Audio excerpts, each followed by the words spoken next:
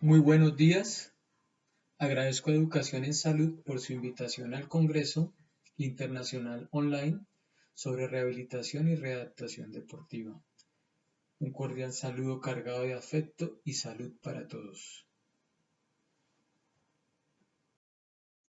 El día de hoy quiero compartirles una ponencia que he preparado sobre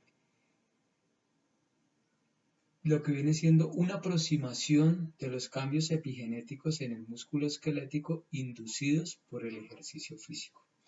Hablo con prudencia de una aproximación, dado que esto es un tema pues algo complejo y que es un área que también está, digamos, joven con relación a cómo los cambios epigenéticos modulados por el ejercicio pueden influir con relación a la expresión de ciertos genes.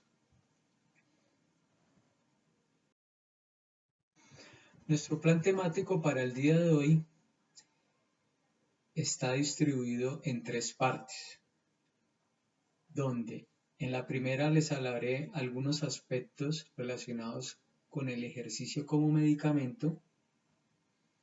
Nuestra segunda parte les comentaré una breve descripción de los mecanismos epigenéticos y finalizaremos con la parte, digamos, que nos reúne en esta ponencia, que es el conocimiento actual sobre los cambios epigenéticos inducidos por el ejercicio físico en el músculo esquelético.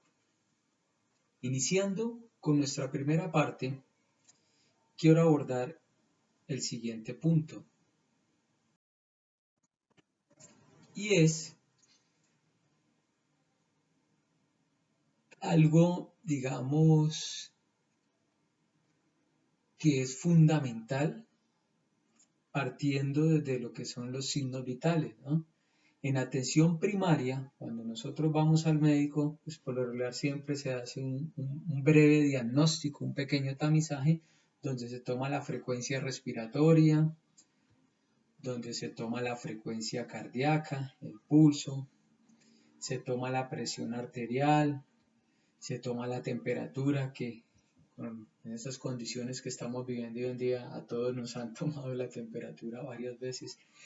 También, digamos, se hace un tamizaje con relación al peso. Pero quiero resaltar en esta publicación hacia el año 2017 con relación a la importancia en la prescripción, ¿no es cierto?, donde estos autores, Echanova y colaboradores, consideran que también se debe evaluar el nivel de actividad física como un quinto signo vital en cada encuentro que nosotros tenemos en la consulta con el médico. Imagínense la importancia de esto. Ya no es suficiente preguntarle al usuario, al alumno, en este caso el médico que le evalúa al paciente, si está realizando actividad física o no. Pues el paciente dice, sí, si hago ejercicio 3 veces por semana, tanto tiempo. Pero ya, digamos, en esta publicación invitan es que debemos ya empezar a evaluar si verdaderamente el nivel de actividad física que está realizando el individuo es el adecuado para inducir efectos positivos sobre su condición de salud, ¿no? Y si realmente podríamos considerar que ese volumen de ejercicio que está realizando lo pudiese clasificar en un nivel de actividad física para ser una persona activa, ¿no?, o una persona insuficientemente activa o sedentaria. Ese es como el primer punto y la primera invitación que hago con relación a la importancia del ejercicio, que adicionalmente en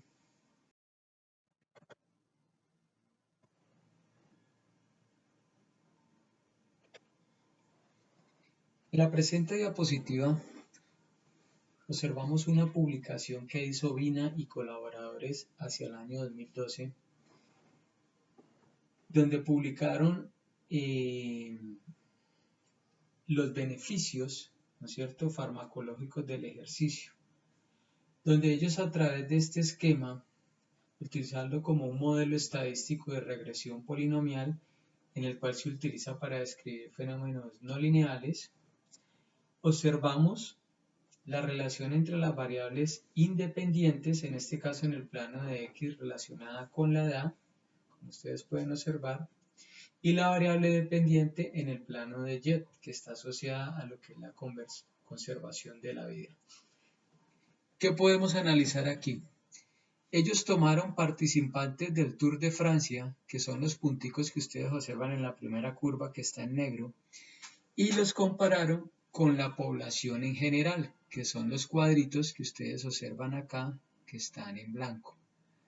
Donde ellos básicamente empezaron a analizar el porcentaje de supervivencia con relación a la edad de estas dos poblaciones, la población en general y el Tour de Francia en personas nacidas entre el año de 1892 y 1949, donde ellos encontraron que la edad a la cual murió el 50% de la población general estuvo alrededor de unos 74 años aproximadamente, comparado con los participantes del Tour de Francia, en el cual fallecieron alrededor de los 82 años, presentando, digamos, un aumento, por decirlo de esta manera, en la conservación de la vida alrededor de un 11%. ¿Sí? Digamos que son deportistas que durante muchos años fueron sometidos a un entrenamiento sistemático entre intensidad moderada e intensidad vigorosa que requiere este tipo de entrenamiento y cómo esto tiene una influencia con relación a la morbimortalidad.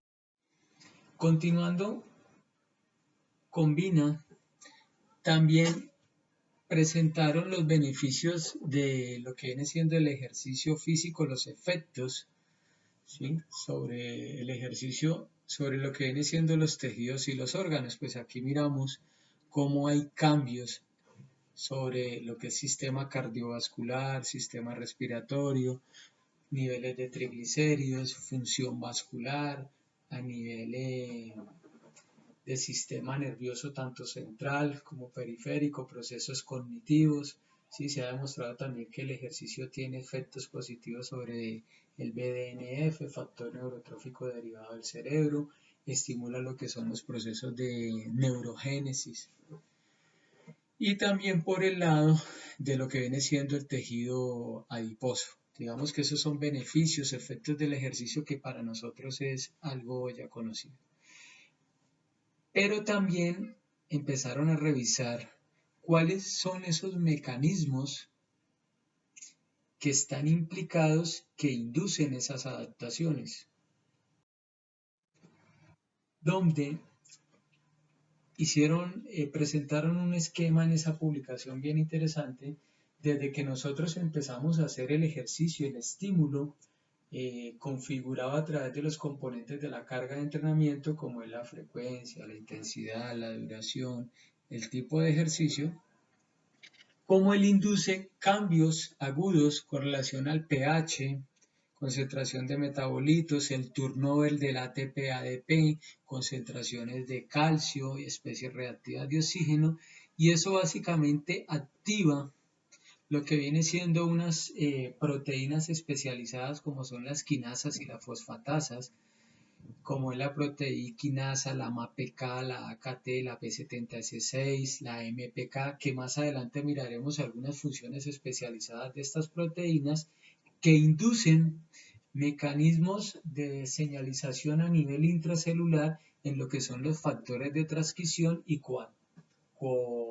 coactivadores como SHF1, P53, PS1 alfa que induce procesos de biogénesis mitocondrial, NF-κB, y ellos terminan básicamente generando adaptaciones, lo que induce cambios en la función metabólica, principalmente músculo esquelético. Por el caso tenemos PGC1 alfa que induce procesos de biogénesis mitocondrial, procesos de hipertrofia, aspectos relacionados con lo que viene siendo citoprotección, transformación en el tipo de fibra muscular. Entonces observamos que a partir del estímulo que nosotros configuramos con el ejercicio, se desencadena toda una serie de señalizaciones a nivel intracelular induciendo cambios. ¿Sí? Estos mecanismos que estoy mencionando aquí de una manera muy resumida son importantes que empecemos como a identificarlos para irnos familiarizando con lo que vamos a ver más adelante de cómo la epigenética puede entrar a modular todas estas expresiones, induciendo cambios a nivel de lo que viene siendo el metabolismo de la fibra muscular esquelética, que es nuestro tema central. Eso con relación a la primera parte, un breve resumen de los beneficios del ejercicio y algunos mecanismos implicados. Continuando con nuestro plan temático, vamos a revisar una breve descripción de estos mecanismos epigenéticos, iniciando con la presentación de lo que es el cariotipo humano normal, ¿sí? Donde se representa básicamente a través de un patrón cromosómico de una especie expresada a través de que, como de un código genético, que son las 4 letras que conforman nuestro código genético. Sabemos que dentro de este cariotipo humano, el ser humano normalmente tiene alrededor de 22 pares de cromosomas autosómicos y un par de cromosomas sexuales, ¿no? El cariotipo normal para la mujer contiene 2 cromosomas X denominado 46XX y en el caso de nosotros un cromosoma X y un cromosoma Y denominado 46, cromosoma 46XY.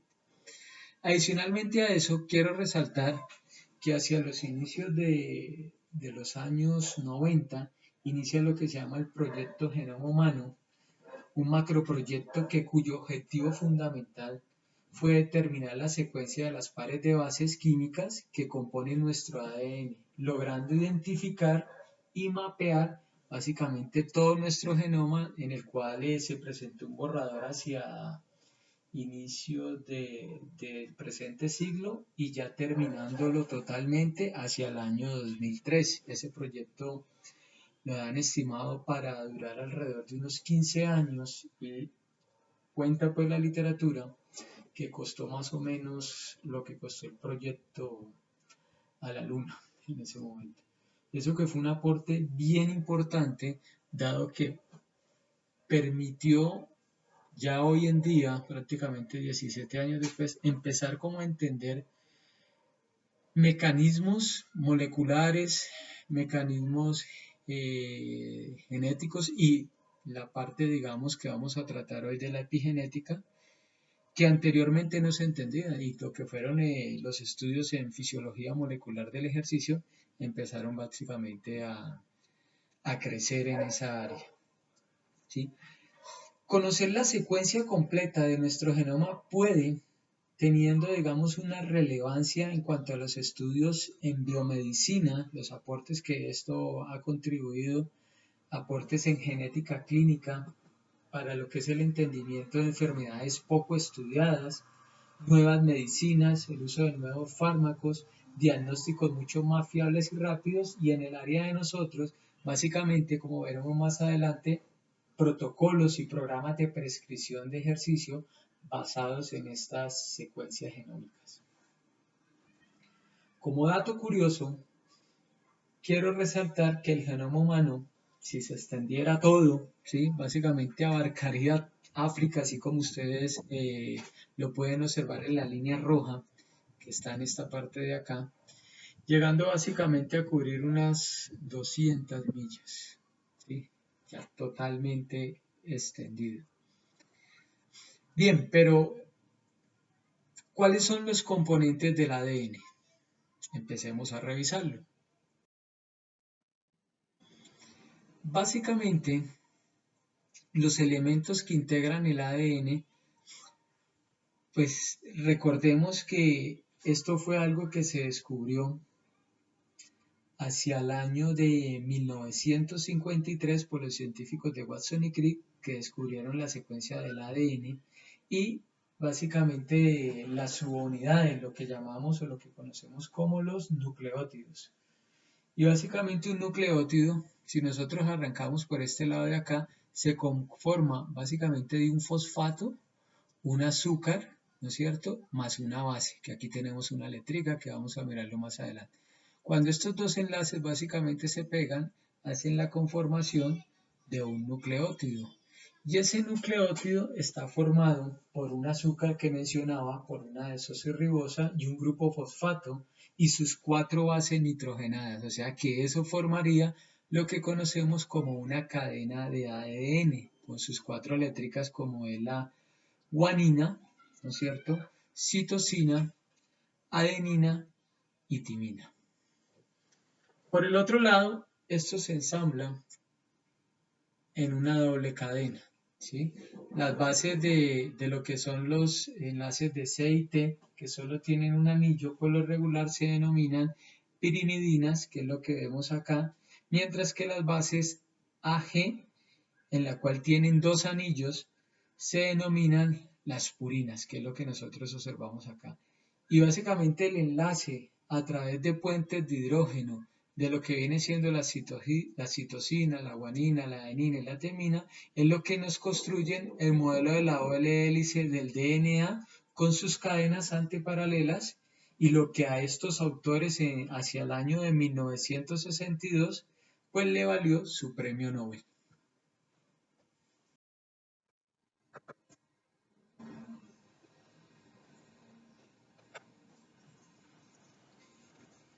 Bien, continuando entonces con relación a lo que es la estructura de nuestro ADN, debemos de tener en cuenta algo, y es que el ADN por lo regular no se encuentra libre en el núcleo, sino que éste está asociado a unas proteínas altamente especializadas, como observamos en esta diapositiva, que se denominan histonas, como ustedes pueden observar aquí. En este caso son como una especie de rueditas amarillas. Estas histonas, junto a otras proteínas, están implicadas en su procesamiento y básicamente integradas a esta lineecita que ustedes ven aquí roja, que viene siendo la cadena de ADN. Es básicamente el fragmento corto de la doble hélice del DNA, como observamos aquí inicialmente. Ellas se van como enrollando, ¿no es cierto? Y estas proteínas, lo que viene siendo los fragmentos de ADN junto con las histonas, vienen a conformar algo que se denomina la cromatina, ¿sí? Esa cromatina, por lo regular, se empiezan a compactar, ¿no es cierto? Cada una de esas histonas que nosotros vemos aquí, que por lo regular son octámeros, al compactarse vienen conformando lo que conocemos como es el nucleosoma, ¿no es cierto? Entonces, tener en cuenta las histonas, el fragmento de la cadena de DNA, cómo se empiezan a enrollar ese fragmento de ADN alrededor de esas histonas y cómo prácticamente se empieza a compactar, y viene lo que dando como la formación de lo que viene siendo el nucleosoma. Ese nucleosoma, cuando se empieza a compactar, y lo pasamos al siguiente nivel, arma lo que es la sección del cromosoma en forma, digamos, extendida. Entonces, imagínense que ahí está cada puntico de estos pequeñitos que se da aquí, está indicando cada una de las histonas y el ADN ahí enrollado. Entonces, prácticamente empieza como a condensarse, a condensarse, a condensarse, donde cuando nosotros revisamos estas histonas, ellas tienen una clasificación. En el caso, digamos, hay 2 tipos, que son las nucleosómicas, y por ahora se destacan 4, como veremos acá a continuación, que viene siendo la H2A, la H2B, como estoy apuntando acá con el láser, la H3 y la H4, ¿sí? A manera que se va prácticamente como compactando, ya se aparece como una sección condensada de todo un cromosoma, y finalmente termina apareciendo lo que conocemos como un cromosoma miotótico completo, ¿no? Que ese es el resultado final. Y observen cómo, si miramos la gráfica de abajo hacia arriba, se saca un fragmento y observamos la sección condensada de un cromosoma, seguimos avanzando, ya que es una sección del cromosoma en forma extendida, ¿no es cierto? Si seguimos avanzando y estirando, pues vamos a mirar lo que son los nucleosomas compactados, seguimos avanzando y ya nos encontramos con la cromatina, ¿no es cierto? Y finalmente ya el fragmento solito del ADN. ¿Qué quiere decir esto? Eso es como una estrategia que básicamente ha utilizado nuestra biología humana para poder compactar básicamente todas las secuencias de nuestro genoma. No sé si recuerdan cuando veíamos el dato curioso de que nuestro ADN extendido podía abarcar alrededor de 2000 millas y atravesar una parte del continente de África. Pues mire cómo básicamente esa distancia tan enorme se empieza a compactar y cabe prácticamente dentro del núcleo y así para cada uno de nuestros cromosomas. Aquí por lo regular ustedes observan un espacio del DNA, aquí vemos por lo menos el núcleo de las histonas, ¿sí? Siendo la unidad estructural básica de la cromatina y teniendo en cuenta que también hay en menor proporción otras proteínas que están asociadas al ADN, entre ellas pues todos los que son las proteínas responsables de la expresión con relación a procesos de transcripción, síntesis, procesos de replicación y digamos así mirando toda esta diapositiva integrada, lo que nos está presentando es cómo es que se empaqueta o el empaquetamiento del ADN a nivel del núcleo.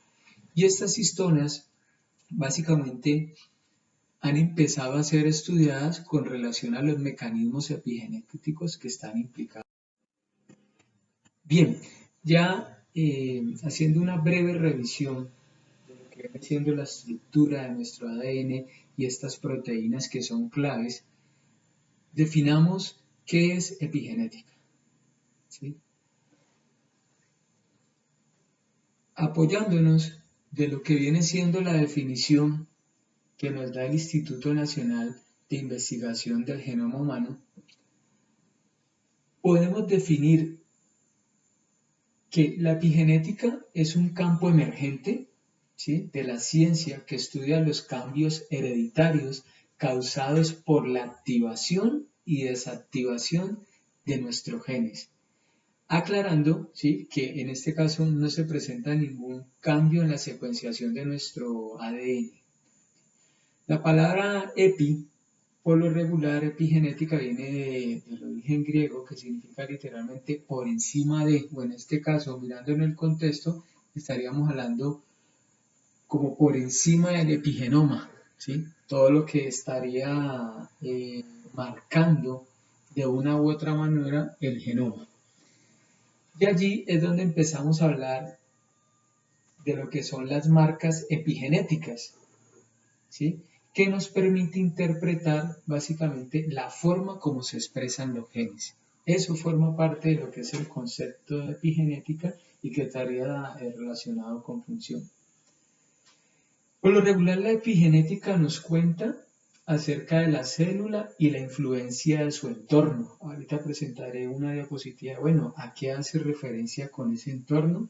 Pues hacemos referencia a donde habita el individuo, ¿sí? Y es algo más que simplemente mirar desde el punto de vista de la expresión génica, sino que aquí ya se empieza a revisar patrones especializados de metilación, ¿sí? Entonces, el estudio de la epigenética se centra en los cambios en la actividad génica que no implican alteraciones de nuestro código genético, pero, ¿sí?, que es posible que aún pueda transmitirse a través de la división celular, en el cual los cambios que se presentan mediados por el estudio, digamos, de la epigenética y sobre esos cambios que se pueden presentar en la expresión de nuestro genoma, por lo regular ocurren de dos formas. Una es la metilación del ADN, que ahorita miramos una revisión así, una aproximación a nuestra estructura del ADN, y la segunda es la modificación de esas histonas, esas rueditas amarillas que les presentaba ahora, es allí básicamente como el foco donde se empiezan a presentar cambios a nivel molecular. Estas modificaciones, lo que viene siendo la metilación del ADN y la modificación de histonas, es lo que afecta la transcripción de nuestros genes, activándolos o desactivándolos. Alguna vez revisando a un autor mencionaba, es como una especie de un interruptor que se prende y se apaga, un on-off, prendido y apagado, o encendido y apagado de silenciamiento de genes y activación de genes, mediado por qué? Por la interacción del organismo en su entorno, que ahorita miraremos algunos ejemplos. Eso es epigenética.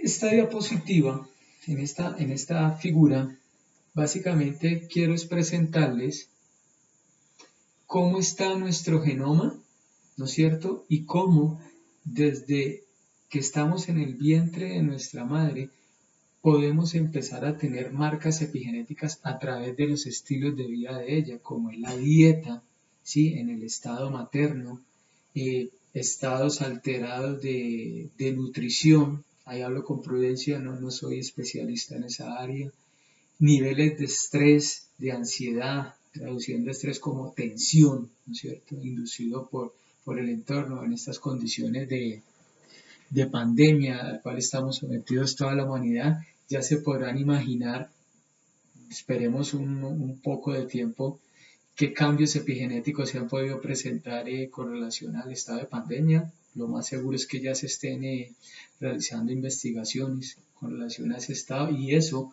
cómo posiblemente también pueda llegar a afectar a, los, a las personas que en este momento están en embarazo y qué tanto puede influir eso sobre sus hijos, ¿no?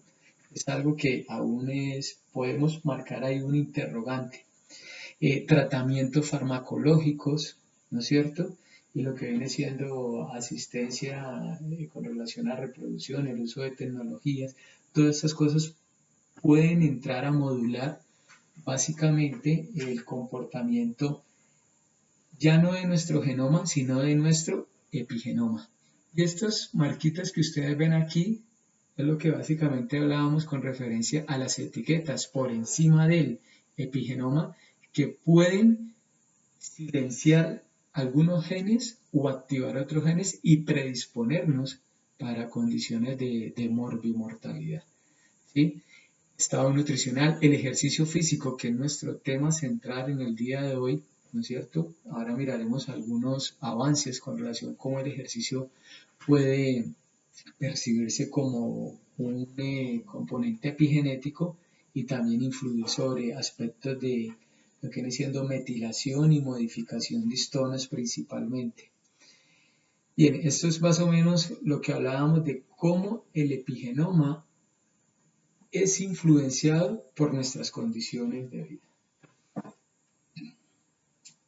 La metilación del ADN, que es uno de los cambios que se presentan a nivel de nuestro epigenoma, pues básicamente mirándolo desde el punto de vista bioquímico, que es la base, es como definir que un grupo metilo, ¿sí?, se une a lo que es la columna vertebral del ADN en lugares específicos que básicamente impiden físicamente la unión de las proteínas transcripcionales del gen, porque por lo regular en esas regiones del cromosoma, de nuestro genoma, perdón, de lo que viene siendo la secuencia de ADN, se puede encontrar muy condensado. Aunque el ADN metilado también se puede unir a proteínas que reclutan otras proteínas, como viene siendo las modificadoras de histona, y formar así básicamente una cromatina compacta, como lo veíamos ahora, ¿no es cierto? Y prácticamente inactivarla. ¿Qué quiero decir con esto? Que la metilación de este ADN, ¿no es cierto?, que es la adición de ese grupo metil que estábamos hablando, es aquí una descripción breve, impide que la maquinaria transcripcional permita hacer lectura de esa secuencia genética para la que viene siendo la síntesis proteica.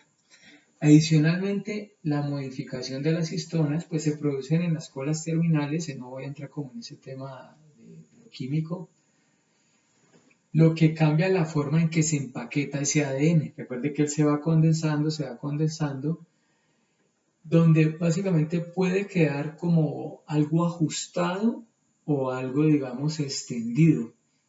¿Qué pasa? Si ese gen está oculto para que sea leído por la maquinaria transcripcional, o sea, no es, digamos, accesible, es posible que ese gen no se active por esos moduladores prácticamente del epigenoma. Entonces, estos son básicamente los tres tipos de cambios que se presentan a nivel de nuestro genoma y que son mediados como cambios epigenéticos, metilación del ADN, modificación de histonas y el otro es lo que viene siendo expresión de los microRNA, que son por lo regular pequeños genes no codificantes y que la función principal de ellos es que regular lo que viene siendo los procesos de transcripción. Estas modificaciones epigenéticas que estamos observando, estos tres aspectos que ocurren a nivel de nuestro ADN, juegan un papel importante en lo que es la modulación de la expresión génica. Y ahí es donde hablamos de lo que viene siendo lo que mencionaba ahora, el silenciamiento y el encendido de genes. Hay regiones, ¿no es cierto?, donde se puede observar cómo está nuestro ADN, como observamos en la primera gráfica, y a estas regiones por lo regular se les llama heterocromatina.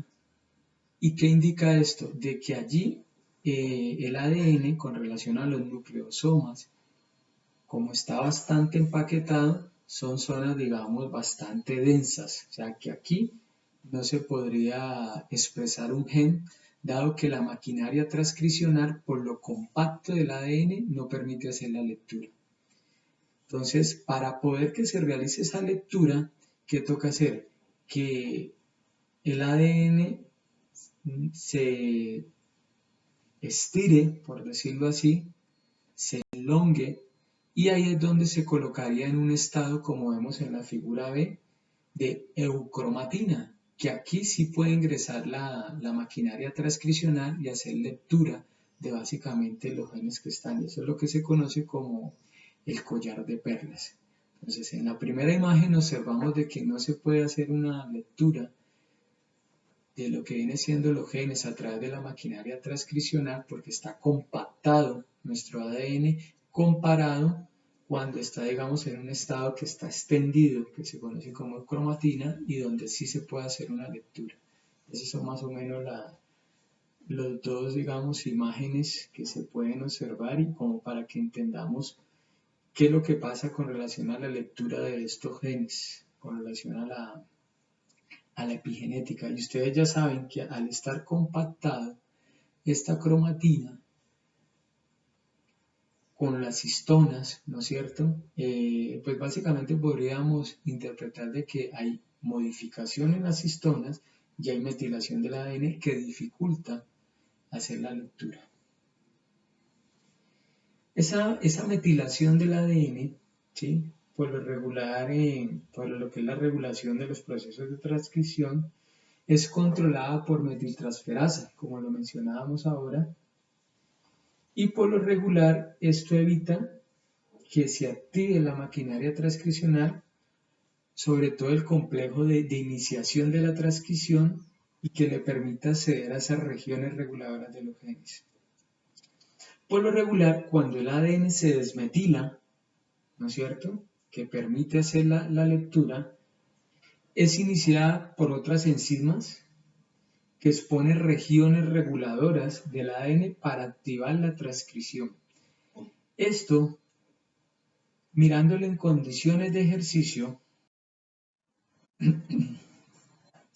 Hay unos datos bien interesantes allí donde se sugieren que los mecanismos epigenéticos pueden influir en la regulación, en las adaptaciones del músculo esquelético, como vamos a ver en nuestro siguiente parte temática. ¿Sí? Sin embargo, pues sí hay que destacar que el conocimiento actual sobre estos cambios epigenéticos que hemos mencionado y empezar a revisar si al hacerlo en el contexto de ejercicio físico sobre lo que viene siendo el transcriptoma del músculo esquelético y su plasticidad, empiecen a modular ciertos genes diana y puedan generar esos cambios fenotípicos resultantes. ¿Sí? Que eso es parte de nuestra tercera y última, digamos, bloque del plan temático que les tengo programado. Y es bueno, ¿qué conocimiento actual hay sobre los cambios epigenéticos inducidos por el ejercicio en el músculo esquelético?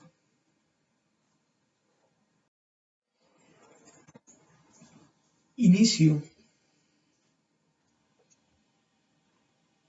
con este concepto y es, una sesión de ejercicio es suficiente para inducir cambios en la expresión de los genes en el músculo esquelético, que son en última instancia los responsables de las respuestas adaptativas al ejercicio.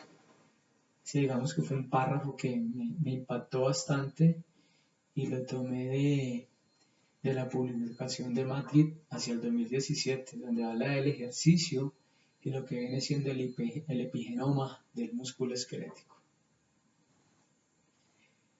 Aquí debemos entrar a revisar entonces cuáles son los mecanismos que median las adaptaciones como respuestas adaptativas del músculo esquelético inducido por el ejercicio físico sistemático. Cuando hablo del ejercicio físico sistemático, hago referencia al ejercicio programado, dosificado, basado en la evidencia científica. Debemos de tener claro la caracterización del tipo de fibra muscular, donde digamos están soportadas también por unos códigos genéticos y unos genes que codifican para cada uno. Entonces, tenemos las fibras tipo 1, sus características altamente oxidativas, resistentes a la fatiga. Tenemos las fibras tipo 2A, que son por lo general clasificadas según sus estudios histoquímicos basados en lo que viene siendo las cadenas pesadas de miosina. Las fibras tipo 2A son algo resistentes y también producen niveles de tensión entre fibras tipo 1 y fibras tipo 2, por eso se habla de fibras como intermedias, más sin embargo, según estas investigaciones a nivel molecular, posiblemente ya se esté haciendo una reclasificación de este tipo de fibra, entonces también es hoy como algo prudente al hablar allí y solamente como dar una descripción general.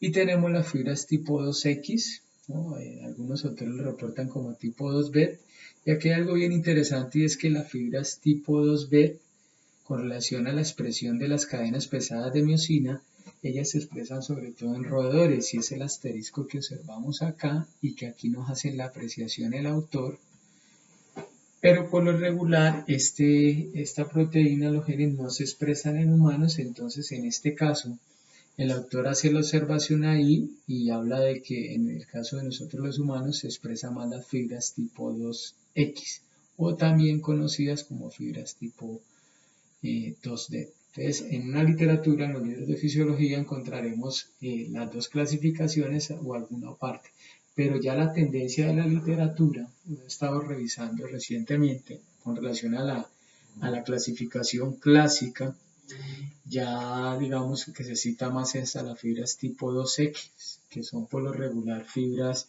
pues son algo fatigables, mucho más fatigables que las tipo 1, tipo 2A, pero con niveles, digamos, de potencia bastante altos, ¿no? Muy característico de los deportes enfocados a lo que es altos niveles de producción de potencia, comparado pues con los otros tipos de fibras, que es más característica de los deportes de resistencia. Pero bien, ¿qué hay detrás de todo esto? Y ahí es donde muchas veces se nos el panorama, cuando queremos estudiar las adaptaciones inducidas por el ejercicio, se nos vuelve un poco complejo, porque son muchas redes, básicamente, que interactúan para poder modular esas adaptaciones y esto articulado a través de nuestro epigenoma y nuestro genoma. Entonces lo hace un poco bastante denso. No quiero de pronto entrar a que nos enredemos con esta gráfica. Ahí estos son principalmente una descripción general, simplificada, de lo que viene siendo toda la red de señalización que controla las adaptaciones en el músculo esquelético y hago referencia a lo que viene siendo solo el ejercicio de resistencia. ¿Sí? O sea que hay otro esquema que también explica, lo presentaré ahora como para que ustedes tengamos en cuenta todos los mecanismos moleculares que están implicados y cómo el epigenoma puede entrar a modular prácticamente la expresión. Y aquí destaco dos aspectos bien fundamentales, pues aquí tenemos una proteína orquesta, que es la PGC1-alfa, ¿no es cierto?, que activa como mediador factores de transcripción en la maquinaria que está ahí a través del núcleo para síntesis proteica, para inducir procesos de angiogénesis, así como es el factor de crecimiento vascular endotelial, también modulando adaptaciones con relación a procesos de biogénesis mitocondrial, procesos de fisión-fusión, creación de nuevas mitocondrias, aumento del tamaño, producción de enzimas por la vía aeróbica, por la vía glucolítica, pero también hay una proteína clave que es la adenosín monofosfato proteína quinasa, que ella también entra a modular ciertas expresiones. Podríamos de pronto quedarnos un buen tiempo analizando esta gráfica e incluso ese podría ser el tema central de mirar, bueno, cuáles son los mecanismos moleculares y empezar a detallar cada uno. ¿Sí? Hay algunas rutas que aún son materia de investigación, ¿no es cierto? Pero hay otras rutas que también son fuertemente estudiadas y como estando ahí dentro de la fibra muscular, pues miramos cuáles son esos moduladores o digamos vías por el cual entra el estímulo y activa toda esta maquinaria transcripcional induciendo cambios y mejoras en el estado de la resistencia de un individuo, ¿no? Entonces, cambios en los que viene siendo el aumento del estrés oxidativo, cambios en la señalización del calcio, el turnover energético, cuando viene siendo el equilibrio entre producción de ATP, AMP, ADP, señalización a través de sustratos como son aminoácidos, como es glucosa, ¿no es cierto? Esta es una visión general, como les quería presentar, y para que ustedes tengan en cuenta, bueno, esto es un tema bastante denso de estudiar y que en 30, 40 minutos que tenemos de ponencia no podría entrar a detallar, pero sí resaltar, digamos, como las proteínas aquí principales, ¿sí? PGC1 alfa, AMPK. Bien, por otra parte, pues también debemos como dar una miradita a cuáles son esas como proteínas orquesta, también que estarían mediando la descripción, digamos, general de las redes de señalización que controlan la masa muscular con relación a procesos de hipertrofia y atrofia muscular, donde también tenemos algunos mecanismos reguladores de manera positiva de la masa muscular, o sea, que induce a procesos de síntesis proteica, factores de crecimiento, hormonas, señalización con aminoácidos, señalización mecánica. Esta señalización mecánica hace referencia a lo que es la tensión mecánica cuando le colocamos la carga al individuo, que programamos cargas a un determinado porcentaje de la RM, pues bueno, eso induce básicamente una traducción de señales que se traduce esa tensión mecánica en señales bioquímicas que van desde la membrana celular, ¿no es cierto?, a nivel intracelular a través de segundos mensajeros. Aquí por lo menos tenemos algunas proteínas que cuando llega la información se activa, manda la información a un segundo mensajero y esta activa proteínas al interior del citoplasma y van hasta núcleo para inducir esas adaptaciones hacia lo que viene siendo cambios en la composición de la masa muscular. Así como destacamos unas proteínas orquesta en las adaptaciones inducidas con el entrenamiento de resistencia, pues acá también vale la pena y es importante resaltar, bueno, cuáles son las proteínas que modulan esas adaptaciones. Y aquí destaco la participación de AKT y de mTOR. Esta proteína es bastante, digamos, clave, incluso la pone en grande en este mecanismo, donde ella también se subdivide en mTORC1, mTOR2, que tienen ciertos procesos con relación a síntesis proteica y permitiendo que activar mecanismos como esa AP70, S6K, para lo que es la iniciación en los procesos de transcripción de síntesis proteica.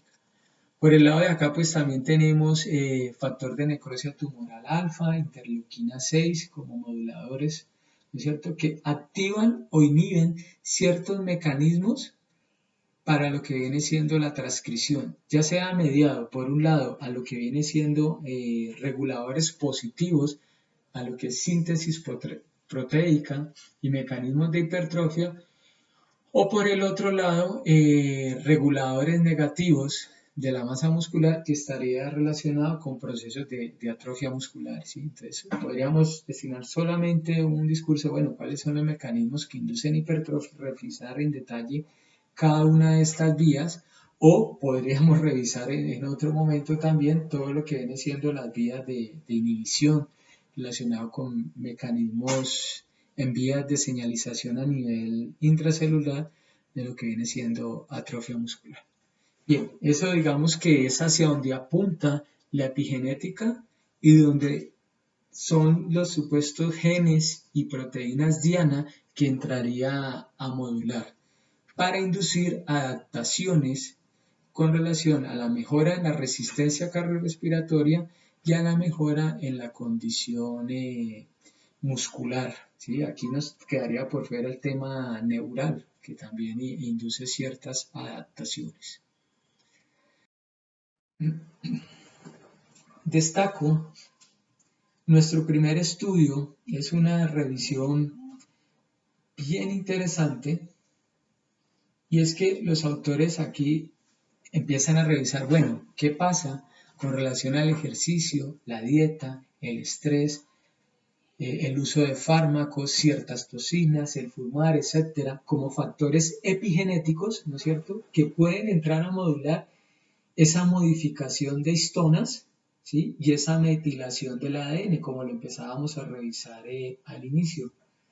Todos sabemos que el entrenamiento físico desafía continuamente la homeostasis de todo nuestro cuerpo, ¿no es cierto?, dependiendo de la intensidad, la duración, el tipo de ejercicio. Lo que lleva básicamente a mejoras en el rendimiento si hablamos de prescripción del entrenamiento o mejoras en el estado de salud, la condición física, ¿sí?, a través de lo que es la prescripción del ejercicio. Estas adaptaciones al entrenamiento físico, como lo mencionábamos, que son pues, bastante complejas, están influenciadas fuertemente por estos factores ambientales que mencionábamos al inicio y algunos componentes genéticos, ¿sí?, como es permitir la expresión o el silenciamiento de esos genes.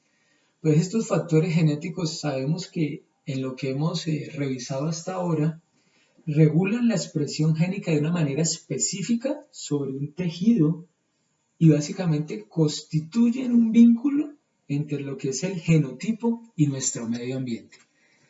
Recuerden que hace décadas atrás pues, se pensaba que nuestro genoma no era modificable, pero ya con el boom que se presentó a partir de la secuenciación de todo nuestro genoma hacia el año 2003, como lo veíamos al inicio, pues ya estamos observando cómo el medio ambiente, ¿no es cierto?, nuestras condiciones de vida, incluso el ejercicio, pueden modular ese epigenoma, que es lo que estamos estudiando en este caso.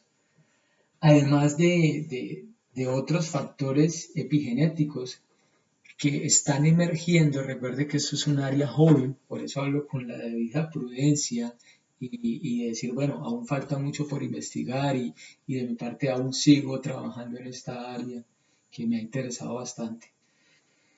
Sí, con relación a esos factores epigénicos que están emergiendo como posibles biomarcadores que a futuro podrían predecir nuestras respuestas al entrenamiento físico. Ahí es donde apunta esa parte.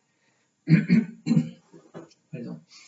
En esta revisión sistemática, ya estos autores y colaboradores el año pasado pues empezaron a investigar esos cambios epigenéticos en el músculo esquelético en personas saludables seguidas del ejercicio y realizaron pues algo muy bueno porque hicieron una revisión sistemática. De hecho, podría uno quedarse analizando, llevo varias semanas revisando los estudios, revisando, digamos, todo el aporte que ellos realizaron y se encuentra uno con cosas muy sorprendentes y que es un área donde hay todavía mucho por hacer.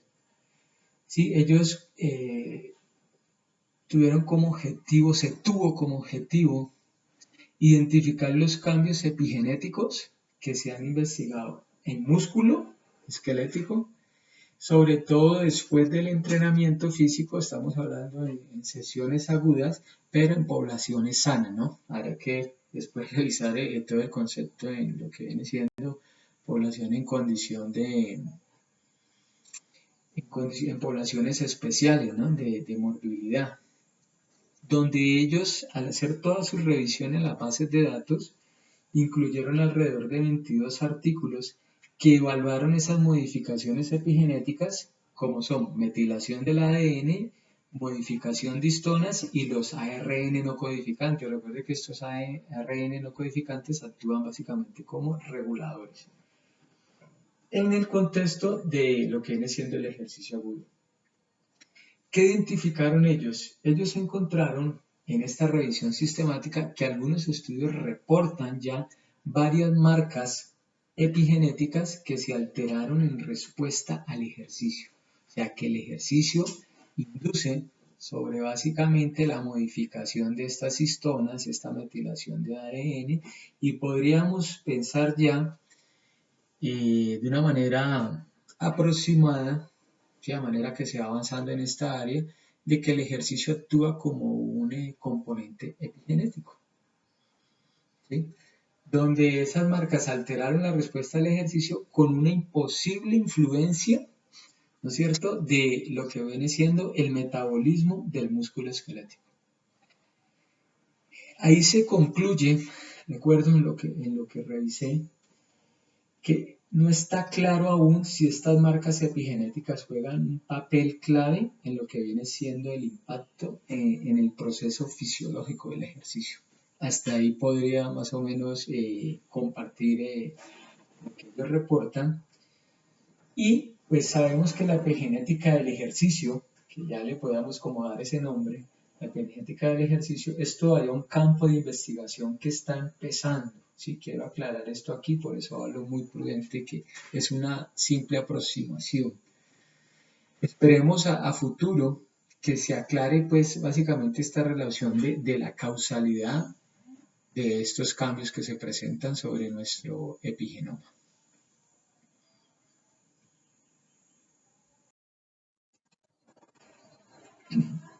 También quiero destacar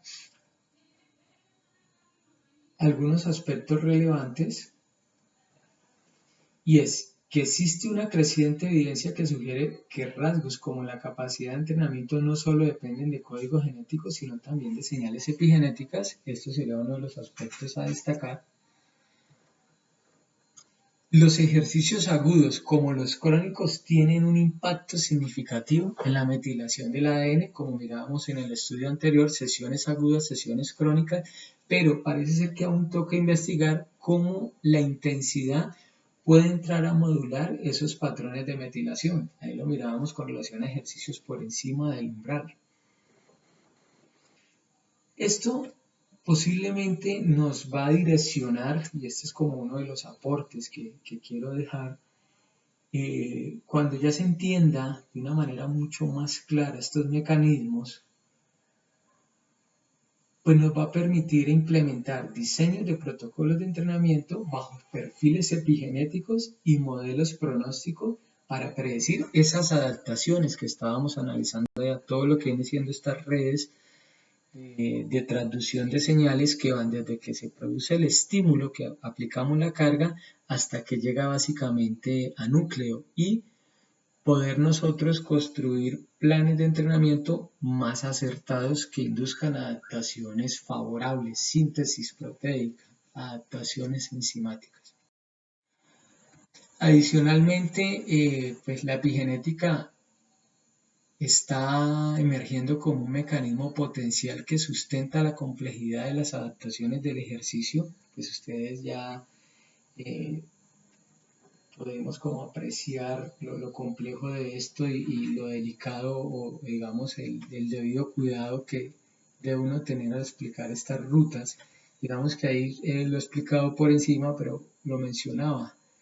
Es aún mucho más delicado estudiar una sola proteína y especializarse pues en esa proteína. Hay algo también para resaltar y es que estos cambios epigenéticos, esas improntas, son transitorias y puede tener una función clave en el músculo, o sea que muchas veces cuando se realiza el ejercicio, una cosa son el efecto agudo y el efecto crónico, pero muchas veces cuando se deja de hacer ejercicio, parece ser que también vuelven y se presentan cambios en los patrones de metilación, ¿sí? Y modificación de estas histonas. Esto a futuro pienso que nos va a permitir una mejor comprensión de estos mecanismos que podría permitir realizar predicciones con relación a lo que viene siendo la dosis respuesta en el individuo. Ya para cerrar, pues la epigenética a futuro tendrá aplicaciones para la fisioterapia con relación al tratamiento del dolor, eso digamos que es como un aporte bastante interesante, y la prescripción del ejercicio en la rehabilitación. Y eso fue algo que publicaron en este artículo POLI el año pasado, de bueno, ¿qué tanto, digamos, puede aportar la epigenética en el área de la prescripción del ejercicio y la rehabilitación? O sea que ahí se nos viene un campo bien interesante para lo que viene siendo el diseño de estos protocolos. Pensaríamos que el futuro y ya próximo está direccionado con base a todos estos estudios al diseño de programas de entrenamiento personalizado bajo perfiles epigenéticos. Eso era lo que les quería presentar. A todos muchas gracias. Vida y salud para todos.